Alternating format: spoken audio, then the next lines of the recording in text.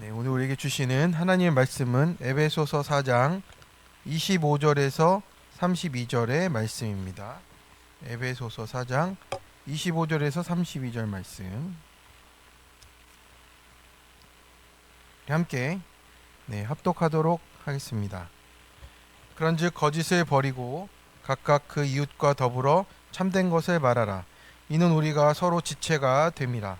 분을 내어도 죄를 짓지 말며 해가 지도록 분을 품지 말고 마귀에게 틈을 주지 말라. 도둑질하는 자는 다시 도둑질하지 말고 돌이켜 가난한 자에게 구제할 수 있도록 자기 손으로 수고하여 선한 일을 하라. 무릇 더러운 말은 너희 입 밖에도 내지 말고 오직 덕을 세우는 데 소용되는 대로 선한 말을 하여 듣는 자들에게 은혜를 끼치게 하라. 하나님의 성령을 근심하게 하지 말라. 그 안에서 너희가 구원의 날까지 인치심을 받았느니라.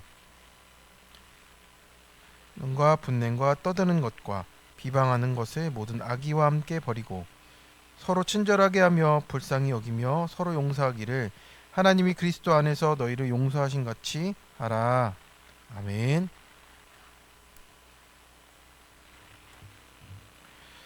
네, 오늘 에베소서 4장 후반부의 내용으로 지체가 된 우리라는 제목의 말씀을 함께 나누고자 합니다.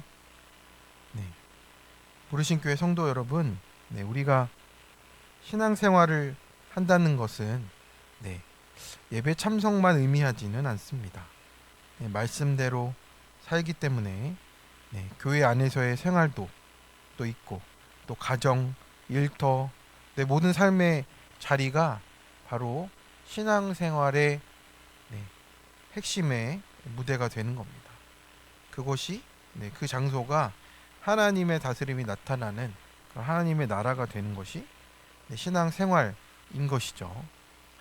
에베소서는 그래서 교리와 이제 실제를 연결하는 지금 말씀을 나누어 주고 있습니다. 그래서 저희가 서신서에서 앞부분은 참 이게 이론을 얘기하고 신학적인 부분을 얘기해서 막 참으로 은혜 받는 부분이 많아요. 근데 뒷부분으로 가면 이거 하라 저거 하라 하게 됩니다.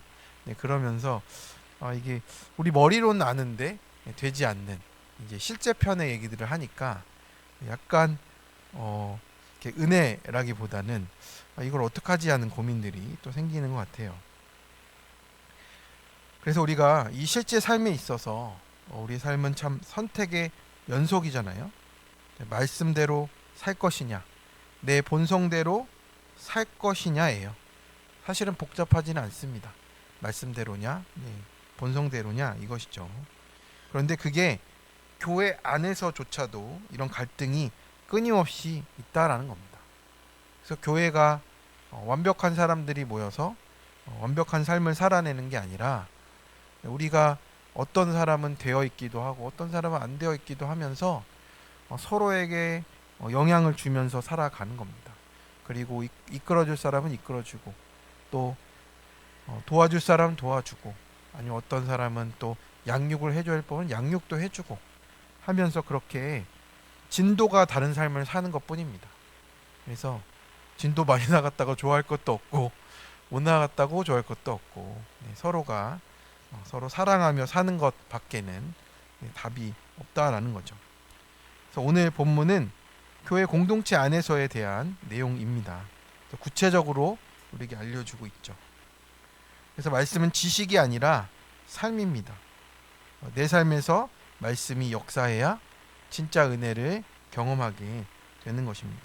그래서 오늘 우리는 지체로서의 우리들이 어떻게 살아야 할지를 함께 띵크해 보고자 합니다.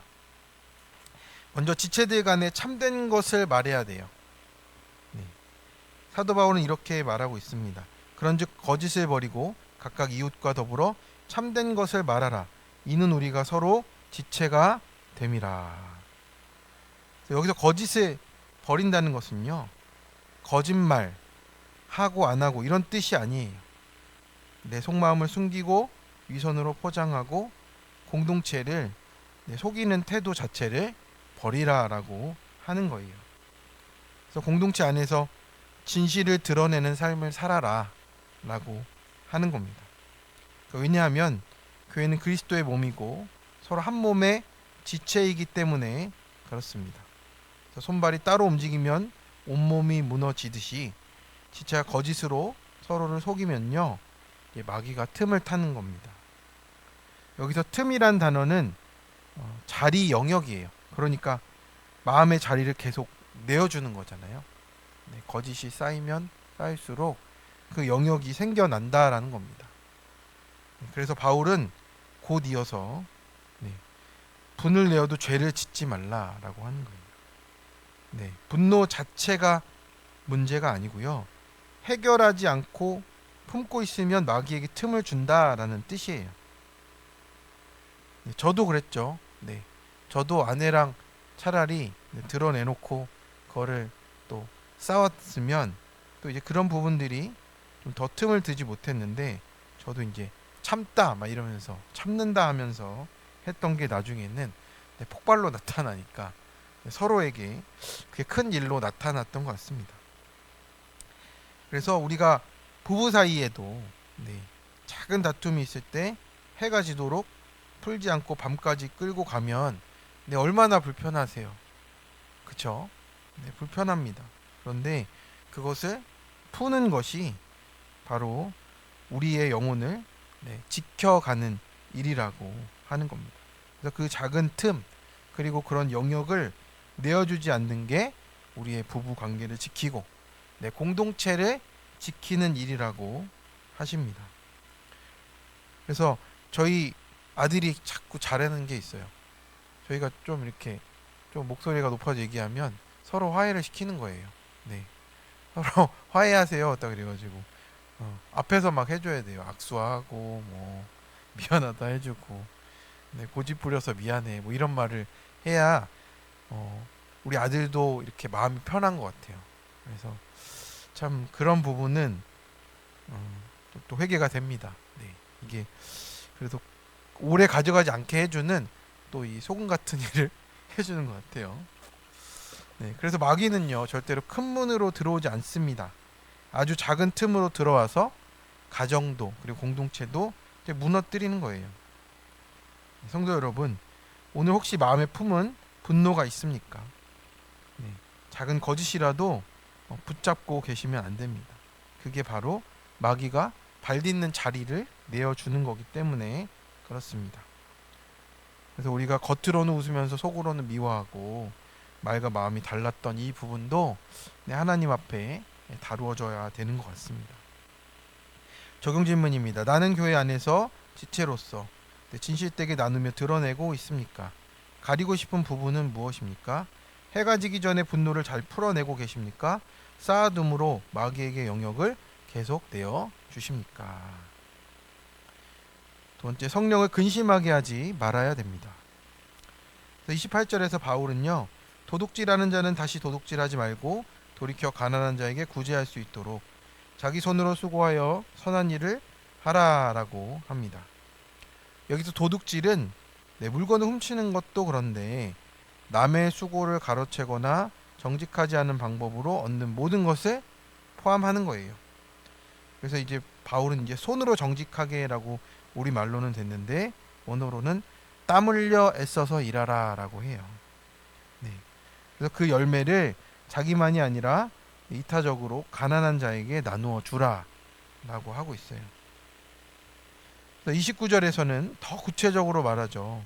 무릇 더러운 말은 너희 입 밖에도 내지 말아라 이렇게 말합니다. 더러운 말은 썩은 열매 부패한 것을 뜻해요. 너희 입 밖에 이 썩은 열매를 내지 말라라고 하는 거예요. 그러니까 공동체를 병되게 하는 말들이 있잖아요. 뒷말을 하고 욕설을 하고 비방을 하고 부정적인 말들로 우리가 묶는 거예요. 이런 것들은 공동체를 썩게 만드는 겁니다. 대신 사도 바울은 이제 덕을 세우는 선한 말을 하라고 했어요. 이 선한 말은 뭡니까? 하나님의 본질에서 비롯된 말이에요. 우리의 본성에서 나오는 말은 썩은 열매이고요. 그러니까 하나님의 본질을 따라서 나오는 말이 정말 덕을 세우는 말이라고 하는 겁니다. 그래서 그 말은 듣는 자들이 은혜를 받게 돼 있어요. 네. 이렇게 한마디 말이요, 사람을 세울 수도 있고 한마디 말이 무너뜨릴 수도 있다라는 것을 이야기합니다. 그래서 에베소 교회도 그랬나 봐요. 그래서 말이 얼마나 중요하냐, 이 말을 하는 겁니다. 교회에서 남는 게 말밖에 없잖아요. 사실은 내 말인데 그 말을 우리가 무슨 말을 남겨야 할지를 알려주고 있습니다. 그래서 30절은 이렇게 결론을 내잖아요. 하나님의 성령을 근심하게 하지 말라. 네, 그래서 성령님도요, 인격적인 분이시기 때문에 우리의 거짓과 악한 말, 정직하지 않은 삶 때문에 근심하신다라고 하시는 겁니다. 우리 부모들이 우리 자녀가 이런 말들 하고 이상한 말들 하면 제가 저런 말을 하네 하면서 근심하듯이 성령 하나님도 그렇게 근심하십니다. 그래서 원어로는 슬픔을 주고 고통을 안긴다는 뜻이에요. 우리가 하는 말 때문에, 행동 때문에 하나님의 성령이 슬프고 고통을 받으신다는 뜻입니다. 그래서 성도 여러분, 성령님이 근심하시면 결국에는 나도 근심하게 돼 있습니다. 그게 다 우리에게 결과로 돌아오는 거예요. 성령님이 기뻐하실 때 내가 진실로 기뻐하게 되는 것이죠. 그러므로 성령을 근심하게 하는 삶을 멀리하고 성령을 기쁘시게 하는 말로, 또 정직한 손의 수고로 땀 흘려 수고하고 선한 나눔을 우리가 실천하며 살아가라라고 그 공동체에 말씀을 하고 있는 겁니다. 우리 고1 학생의 큐티 간증을 좀 살펴봤습니다. 고등부 목사님이 뒤에서 험담하는 대신 칭찬하기를 적용하라고 했대요. 그런데 나는 왜 험담을 하지? 그런 걸 왜 하는지 모르겠다 생각을 했대요.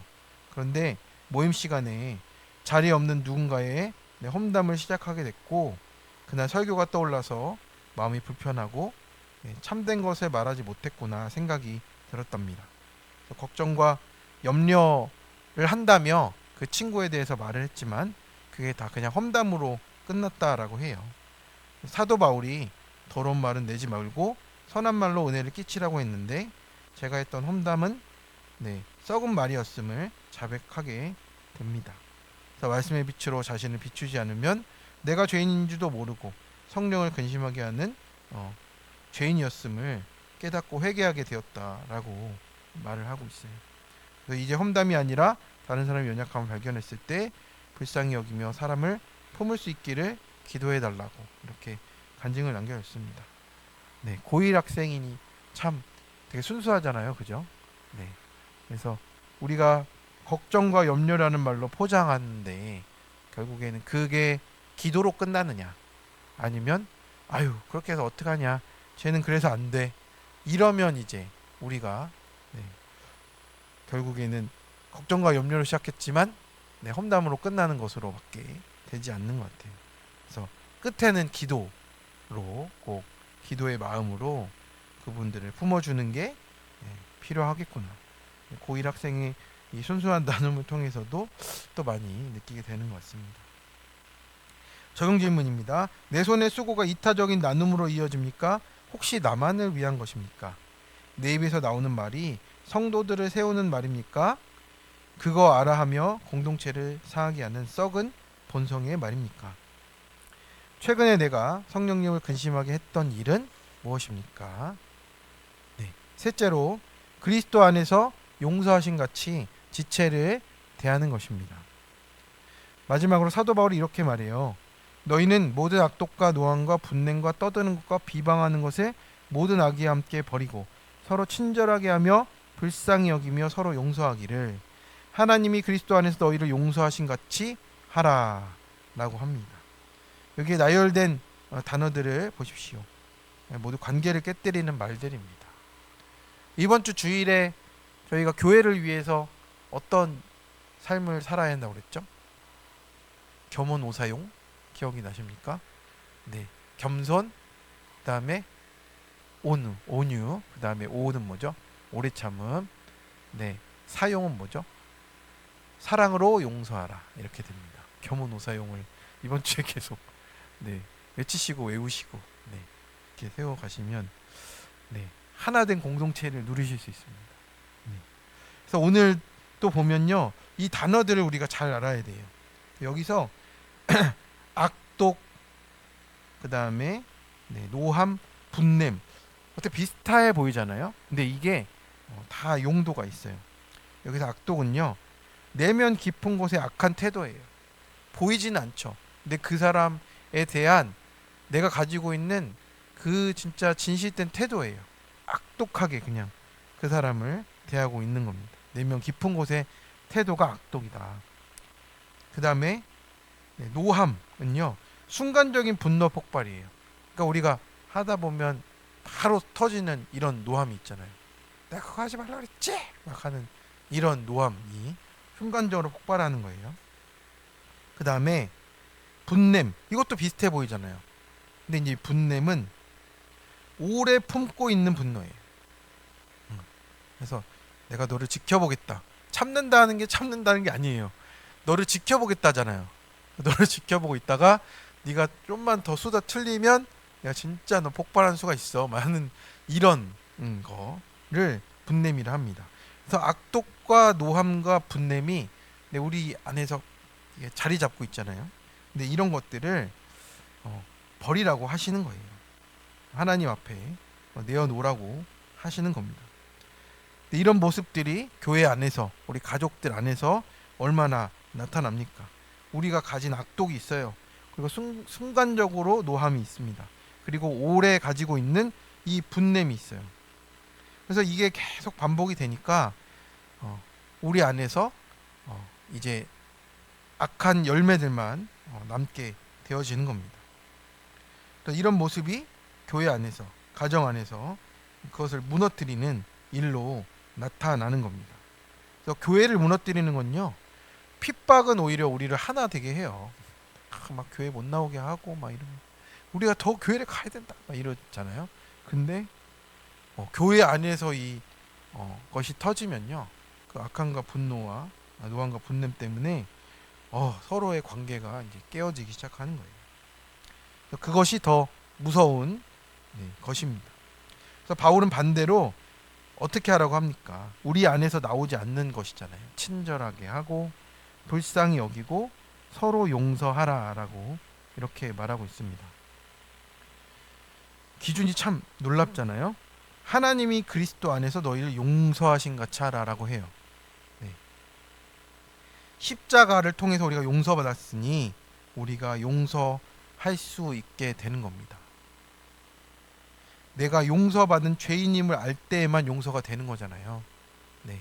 내가 할 말이 없는 죄인이다, 이럴 때 용서가 되는 겁니다. 그래서 우리가 부딪히는 사람들 가운데, 또 과정 가운데, 관계 가운데 내가 용서가 안 되고 있다 하면 내가 하나님 앞에서 용서받은 죄인임을 또 잊었구나 라는 것을 또 돌이켜 보는 겁니다. 우리가 용서할 수 있는 이유는 정말 앞에도 말했듯이 십자가에서 우리가 용서받았기 때문이고요. 우리의 본질이 선악과의 본질에서 그리스도 안에 있는 참된 하나님의 본질로 바뀌었기 때문이다 라는 것입니다. 내가 죄인임을 모르면요, 끝까지 옳고 그름만 따지다가 무너지는 것입니다. 그런데 내가 죄인임을 알면 할 말이 없어지고 용서가 되어진다라고 하는 겁니다.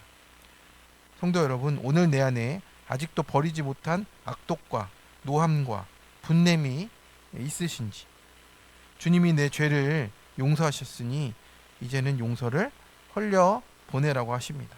그것이 공동체를, 또 가족을 온전히 지키는 일이라고 하세요. 그래서 오늘 하루도 정말 어떻게 그리스도의 이 용서를 흘려 보낼지 우리가 정말 그 살아내는 적용이 있기를 간절히 축원합니다. 적용 질문입니다. 나에게 있는 악독과 노함과 분냄은 무엇입니까? 구체적으로 이따 나누겠습니다. 내가 오늘 먼저 친절하게 하고 불쌍히 여겨야 될 사람은 누구인지, 그 사람에게 오늘 주님께 받은 은혜의 용서를 어떻게 흘려 보내실지 함께 나누겠습니다. 함께 기도하겠습니다. 우리를 끝까지 용서하시고 받아주신 우리 하나님 아버지, 오늘 아침 우리를 불러주셔서 말씀 앞에 서게 하심을 감사드립니다. 주님, 우리가 거짓을 버리고 서로 참된 것을 말하며 지체답게 살기를 원합니다. 그러나 우리 입술이 진실하지 못했고 분노를 품어 마귀에게 틈을 준 것을 고백하오니 주여 용서하여 주시옵소서. 성령 하나님, 우리의 더러운 말과 정직하지 못한 삶으로 근심하게 해드린 것을 회개합니다. 이제는 성령님을 기쁘시게 하는 삶으로 손으로 수고하여 나누고 선한 말을 하여 은혜를 끼치는 삶을 살게 하여 주옵소서. 우리의 십자가 용서하신 그 은혜를 잊지 않게 하시고 그 은혜로 서로를 용서하며 악독과 분노를 버리고 친절과 긍휼로 지체를 대하게 하여 주옵소서. 오늘도 바쁜 하루입니다. 시간이 화살같이 흘러갑니다. 그런데 그 가운데 말씀 붙들고 정말 그 자리에서, 나에게 부르신 자리에서 주님의 그 용서를 흘러보내며 성령을 기쁘시게 하는 오늘 하루가 되게 도와 주시옵소서. 이 모든 말씀 우리 화평이 되신 우리 주 예수 그리스도의 이름으로 기도드립니다. 아멘.